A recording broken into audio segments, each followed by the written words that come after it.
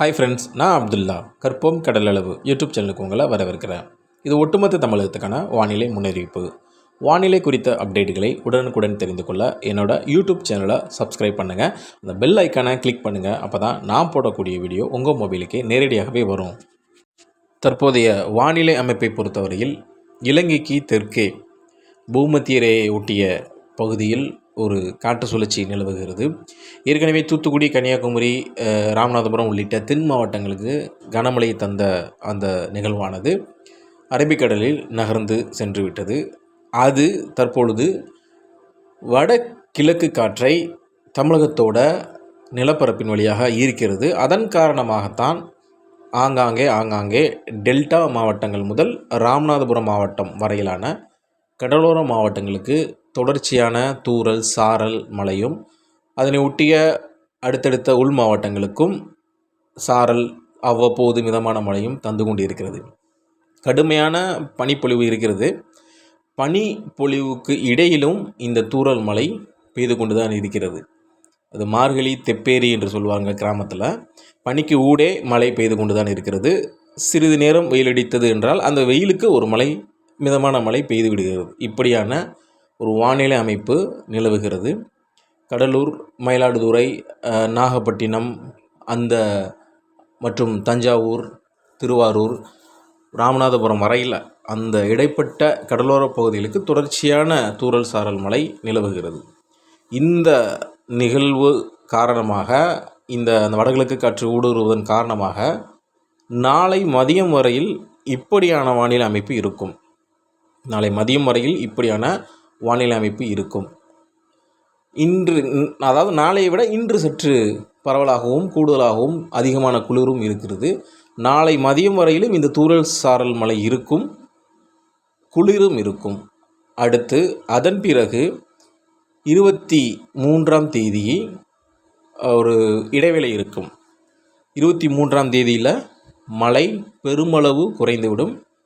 இந்த மழை வானிலை 23ஆம் தேதி ஒரு நாள் விடுமுறை என்று சொல்லலாம். அப்படியான ஒரு சூழல் இருக்கும். மீண்டும் 24ஆம் தேதி மதியமே மீண்டும் மழை கிடைக்க ஆரம்பித்துவிடும். இலங்கைக்கு தெற்கே இருக்கக்கூடிய பூமத்திய ரேகை ஒட்டிய கடற்பகுதியில் இருக்கக்கூடிய அந்த நிகழ்வின் காரணமாக அடுத்த சுற்றுமழை 24ஆம் தேதி மதியம் துவங்கி 28, 29ஆம் தேதி வரையில் நீடிப்பதற்கு வாய்ப்புகள் இருக்கின்றன. மிக கனமழைக்கான வாய்ப்புகள் எதுவும் இல்லை, கனமழைக்கான வாய்ப்புகளும் இல்லை என்று சொல்லலாம். மிதமான மழை, சற்று கனமழை கிடைக்கலாம் இந்த நிகழ்வின் காரணமாக. அதற்கடுத்தபடியாக இந்தோனேசிய கடற்பகுதியில் ஒரு காற்று சுழற்சி, ஒரு நிகழ்வு இருக்கிறது. அந்த நிகழ்வு அதிகபட்சமாக இலங்கையோட வடகிழக்கு மாகாணங்களை எட்டி பிடிப்பதற்கு வாய்ப்புகள் இருக்கின்றன. அந்த நிகழ்வின் காரணமாகவும் டெல்டா மாவட்டங்கள், வட தமிழகத்துக்கும் மழை இருக்கும். சென்னை உள்ளிட்ட வட கடலோர மாவட்டங்களுக்கும் மழை இருக்கும். டெல்டா மாவட்டங்களுக்கும் மழை இருக்கும். தென் மாவட்டங்களுக்கும் மழை இருக்கும். இலங்கையோட தெற்கு பகுதியை மட்டும் ஒரு நிகழ்வு எட்டி பிடிக்கும் என்றால் தென் மாவட்டங்களுக்கு மழை இருக்கும். வடகிழக்கு மாகாணங்களையும் எட்டி பிடிக்கும். அந்த வடகிழக்கு மாகாண கடலோரங்களை எட்டி பிடிக்கும் என்றால் நிச்சயமாக அந்த நிகழ்வு டெல்டா மாவட்டங்களுக்கு கூடுதலான மழையை தருவதற்கு வாய்ப்புகள் இருக்கின்றன. இலங்கை வரைக்கும் அதாவது சென்னை வரைக்கும் அந்த மழை கிடைக்கலாம். இந்த அடுத்த சுற்று மழையானது கண்டிப்பாக ஜனவரி முதல் வாரம் 5ஆம் தேதி வரையில் நீடிப்பதற்கு வாய்ப்புகள், சாத்தியக்கூறுகள் இருக்கின்றன.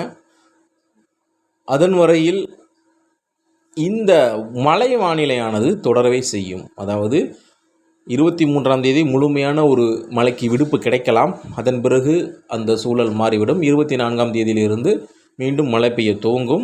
வானம் மூடிதான் இருக்கும். அதாவது இப்போ தான் எங்கள் ஊர் பகுதியெல்லாம் நெற்பயிர் பொதியாக இருக்குது. இனிமேல் தான் பால் வைக்கும். இந்த மாதிரி சூழலில் ஒரு 2 வருஷத்துக்கு முன்னாடி இதே மாதிரி சூழல் வந்துச்சு. மழை பெஞ்சிக்கிட்டே இருந்துச்சு, பனி இருக்கும், ஒன்றும் மழை இருக்கும், இல்லைன்னா பனி இருக்கும், சூரியனே இருக்காது. அப்படியான சூழல் வந்துச்சு அப்படின்னா நெற்பயிர் ஒழுங்காக பால் வைக்காது. பால் இல்லை, நெற்பயிர் ரொம்ப சாவியாக போயிடும் அப்படின்னு சொல்லுவாங்க. உள்ளர அரிசியே இருக்காது, பால் வைக்காத, ஒழுங்காக மகசூல் கிடைக்காது. அப்படியான ஒரு சூழ்நிலை உருவாகிடுமோ அப்படின்னு ஒரு அச்சம் இருக்குது. ஏன்னா எங்கள் பகுதியில் இப்போ தான் அது பால் வைக்கக்கூடிய நேரம். இப்படியான ஒரு வானிலை தான் இருக்குது. அதே நேரம் புயல் வருவதற்கான வாய்ப்புகள் இல்லை. கனமழைக்கான வாய்ப்புகள் அதாவது டிசம்பர் இறுதி தொடங்கி ஜனவரி முதல் வாரத்தில் கனமழைக்கான வாய்ப்புகள் இருக்கின்றன. அதுவும் டெல்டா மற்றும் தென் கடலோர பகுதிகளுக்கு கனமழை இருக்கலாம். புயல் காற்று அச்சம் தேவையில்லை. அதே நேரம் தற்பொழுது கன்னியாகுமரி, தூத்துக்குடி மாவட்டங்கள் வெள்ள அபாயத்திலிருந்து, வெள்ள நீரிலிருந்து படிப்படியாக மீண்டு கொண்டிருக்கிறது. அங்கும் இன்றைய தினம் தூறல் சாரல் மழை பெய்திருக்கும். அந்த மக்களுக்கு நிவாரண பொருட்களை அனுப்புவதற்கு மற்ற மாவட்ட மக்களும், அரசு இயந்திரங்களும், தன்னார்வலர்களும், கட்சிகளும் தொடர்ந்து பணியில் இருக்கிறார்கள். அவர்களுக்கு நம்முடைய வாழ்த்துக்கள். இந்த 2023 கடைசி ஒரு அச்சத்தை, மக்களுக்கு பிரச்சனையை, பாதிப்பை உண்டாக்கிய நிகழ்வாக அந்த நிகழ்வு இருக்கக்கூடும். அதன் பிறகு பெரிய நிகழ்வு எதுவும் தற்பொழுது வரப்போவது இல்லை என்பதை மட்டும் நான் ஆறுதலாக சொல்லிக்கொள்கிறேன். அதே நேரம் அறுவடை விவசாயிகள், உங்களுக்கு இடைவேளை கிடைத்தால், அறுவடை செய்யக்கூடிய வாய்ப்பு இருந்தால் செய்துவிடுங்கள். அடுத்து 24ஆம் தேதியில் துவங்கி அடுத்த 10 நாட்களுக்கு மழை வானிலை இருக்கும். தூறல், சாரல், மிதமான மற்றும் சற்று கனமழை என மழைப்பொழிவு இருந்து கொண்டே தான் இருக்கும் என்பதை எச்சரிக்கையாகவும் ஒரு முன்னெச்சரிக்கை எடுக்கக்கூடிய வாய்ப்பாகவும் நான் உங்களுக்கு இந்த பதிவின் மூலம் சொல்லிக்கொள்ள விரும்புகிறேன். இதுதான் தற்பொழுதைய வானிலை அமைப்பு. நாளை தினம் மீண்டும் ஒரு வானிலை அறிக்கையில் நான் உங்களை சந்திக்கிறேன். நன்றி.